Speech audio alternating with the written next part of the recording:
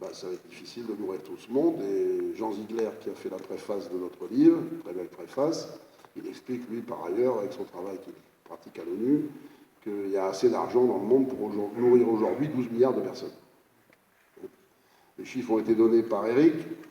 On est dans un monde où l'argent est devenu, la finance est devenue folle, est complètement devenue folle, on n'arrive plus à la maîtriser. Elle ne s'appuie plus sur l'économie réelle. Moins de 2% des transactions financières mondiales s'appuient sur l'économie réelle, l'industrie, les services, et 98,2% c'est de la spéculation permanente. C'est l'argent autocentré, c'est l'argent pour l'argent qui s'accumule et qui fait que les richesses du monde ne sont pas utilisées pour le développement, pour le partage. D'ailleurs, à chaque sommet de Davos, l'association Oxfam, avec qui nous avons travaillé, qui lutte contre les paradis fiscaux, publie un rapport d'experts. Et le dernier en date, c'était 8 multimilliardaires, les 8 multimilliardaires les plus riches du monde, possèdent une fortune équivalente à ce que possèdent les 3,6 milliards d'êtres humains les moins payés, les moins dotés, les plus pauvres du monde. 3,5 milliards d'un côté égale 8 multimilliardaires. Ils ont d'ailleurs fait une affichette, Oxfam, où ils mettent les types en question dans une voiturette de golf, puisqu'ils sont 8. Il y a un an, ils ont fait le même rapport.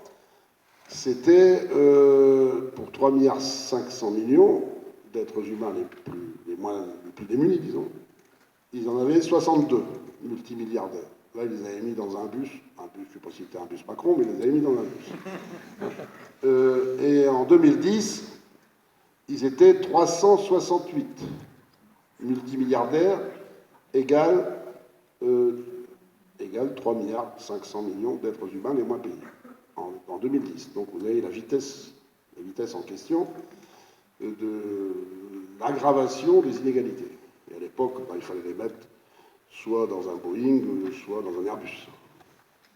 Et dans l'étude récente, mais là je vais me retourner vers mon frère, vous verrez que dans la soirée que nous allons passer ensemble, nous ne sommes pas des chevaliers du fiel, mais moi j'ai jamais su compter. Hein. Donc je suis tendance Krasuki, je ne sais pas lire un chèque. Je le dis d'avance, donc je suis obligé de demander l'aide de mon frère. Bah, d'ailleurs, au conseil municipal, je mélange les anciens francs, les centimes, les euros. Et d'ailleurs, pour la première fois, il y a une semaine, le budget a été voté à l'unanimité. Donc c'est sans doute une bonne recette pour le fonctionnement du conseil municipal. Donc je le dis d'avance pour éviter qu'il y ait un conflit entre nous. Donc, il faut savoir que ce rapport d'Oxfam explique que dans les années qui viennent, il ne restera plus qu'un seul multimilliardaire qui équivalera 3,6 milliards, 500 millions d'êtres humains qui sont les moins payés. Et alors là, c'est la suite, c'est Eric qui va le faire. Je te donne le micro. Oui, effectivement, l'étude fait un peu une projection dans les 25 ans. Dans 25 ans, le multimilliardaire le plus riche du monde, pour venir à bout de sa fortune, il lui faudrait, à raison d'une dépense de 1 million de dollars par jour, 2748 années. C'est une folie absolue. Donc voilà, je rends le micro à Krasuki. Merci. Voilà. Donc, vous avez compris que cette société-là, on n'a pas le droit de la léguer à nos enfants, à nos petits-enfants. Et ça, on va en parler ce soir. Alors, quand on est révolutionnaire, quand on est de ce genre un peu particulier de jeunes qui se sont engagés dans la vie politique, parce que nous deux, on ne vient pas d'une famille très révolutionnaire. À mon avis, ça vautrait Macron en ce moment.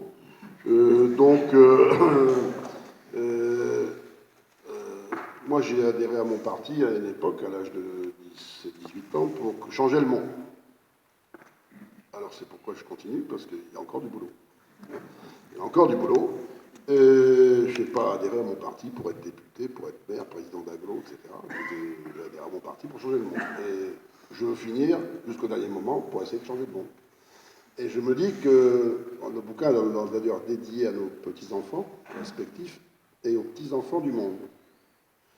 Et c'est pourquoi ce qu'on vous propose, parce que je sais que je vous dirai pourquoi après, que ce qu'on vous propose, c'est d'enclencher un combat qui va durer une génération. Parce qu'on ne veut pas laisser à nos petits-enfants et à nos petits-enfants un monde affreux. Ce qu'on vit aujourd'hui, c'est quelques petits aspects. 360 000 morts en Syrie, les réfugiés, etc. Pour l'instant, on n'est pas parti pour que ça aille dans le bon sens. Il faut se rendre à une raison. D'ailleurs, je le dis tout de suite, j'allais le dire plus tard, mais je le dis tout de suite parce que il y a quand même quelques révolutionnaires ici. On vit toujours pour que la société change et on rêve, c'est normal. Sauf qu'il y a une réalité qu'il faut avoir en tête en toute lucidité. C'est que, tout à l'heure, il y aura des interventions d'Éric que vous comprendrez un peu mieux, mais que c'est ce qu'a dit Warren Buffett il y a 5-6 ans dans le Washington Post. Aucun lien de parenté avec notre ami Marie-Georges, il s'appelle Buffett, mais il n'y a pas qu'un Buffett au monde. Warren Buffett, multimilliardaire, a répondu à un journaliste de Washington Post, je crois, il y a 6 ans environ. J'ai la coupure chez moi. Et c'est lui qui parle, hein. Et il n'est pas marxiste, même tendance Groucho. Hein. Il a écrit la guerre des classes, ça existe. Et nous, les riches, nous sommes en train de la gagner. D'accord? La citation, c'est ça, exact. Prenons acte qu'ils l'ont gagnée. Bah oui, il ne faut pas se raconter l'histoire. Ils l'ont gagnée si on ne met pas ça en tête. C'est comme une équipe de foot qui est en première division, en Ligue européenne, et puis qu'un jour se retrouve en nationale. Alors la question est de se poser, est-ce qu'on laisse à ce niveau-là et qu'on continue de descendre, ou est-ce qu'on dit on va rebondir, on se donne du temps? C'est un peu notre démarche. Notre démarche est de reconquérir. On ne l'a pas, oui. Les 30-40 ans, il en parlera tout à l'heure, Eric, parce qu'on a quand même chacun un peu notre domaine. On a reculé, et la question qui est posée aussi, et c'est à mon avis sur un sujet crucial comme celui-là, parmi d'autres, qu'il nous faut réamorcer la mobilisation, la lutte, et mettre à la défensive tout ce monde qui s'est mis en main et en poche toute la richesse du monde. Effectivement, la finance a pris le pouvoir, tous les leviers de commande sont dans les mains de la finance, de plus en plus en direct, de moins en moins en procuration ou en délégation. Ils y vont en direct. Trump, c'est le business qui est rentré avec Goldman Sachs à la Maison-Blanche. Nous, on nous prépare l'arrivée de Rothschild à l'Élysée. Ah oui, et oui, on nous prépare l'arrivée de Rothschild à l'Élysée. D'accord? Donc on est face à cette réalité-là. C'est pas un tel, Raffarin et autres, etc. La réalité, c'est la finance, je prends tout en main. Et tout à l'heure, il y aura un autre exposé qui va vous faire un peu froid dans le dos. Je dis tout de suite, d'ailleurs, que si vous avez acheté le bouquin, jusqu'à la page 163, il voudra prévoir un peu d'antidépresseurs. Oui, d'accord? C'est vrai, hein, jusqu'à la page 163. Après, ça va un peu mieux. Ça donne des perspectives, parce que tous ceux qui lisent le bouquin, et d'ailleurs vous allez le dire ce soir, mais qu'est-ce qu'on peut faire? Ils sont tellement forts, tellement intelligents, ils ont tellement de moyens, et ils peuvent corrompre tout le monde, pas seulement avec des costumes. D'accord? Comment on peut faire? On dit d'ailleurs que d'aucuns va se retrouver en ayant lu le bouquin comme une poule qui a trouvé un couteau. Vous avez déjà vu une poule qui a trouvé un couteau? Bon, oui, mais la question, c'est que pas comment on fait, c'est qu'il faut faire.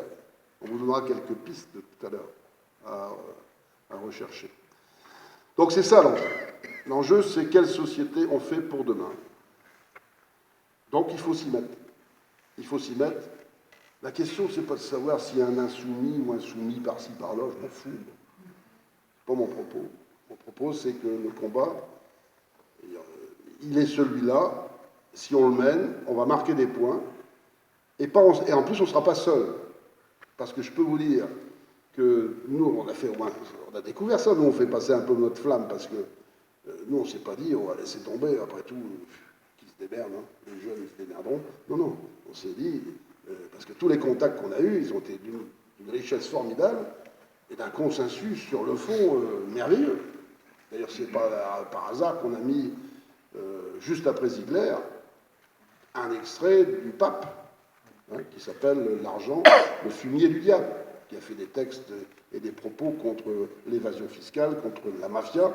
C'est parce qu'il se passe quelque chose dans le monde. Si le pape parle comme ça aujourd'hui, c'est qu'il y a quand même, c'est le reflet de quelque chose qui se passe dans le monde.